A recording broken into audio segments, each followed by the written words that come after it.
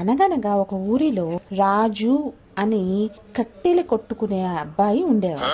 ఒకరోజు కట్టెలు కొట్టుకుంటూ ఉండగా గొడ్డలి ఆ కింద ఉన్న చిన్న చెరువులో పడిపోతుంది. దానికి అతను చాలా బాధపడుతూ ఉండగా ఆ కింద ఉన్న చెరువులో నుంచి ఒక దేవత బయటికి వచ్చి ఎందుకు ఇంత బాధగా ఉన్నాడు అని అడుగుతుంది. నా గొడ్డలి పడిపోయింది, నేను పుల్లలు తీసుకొని వెళ్ళలేను, నా ఇంట్లో ఈ రోజంతా పస్తూ ఉంటారు అని బాధపడతాడు.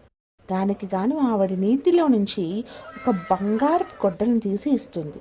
దానికి రాము ఇది నా గొడ్డలి కానే కాదు అని అంటాడు. మళ్ళీ నీళ్లలో దిగి ఒక వెండి గొడ్డలి తీసింది. ఈ గొడ్డలి నాది కాదమ్మా. మళ్ళీ నీళ్లలో దిగి ఇనప గొడ్డలిని తీసి చూపించింది. ఆ గొడ్డలి నాదే అని చెప్పాడు.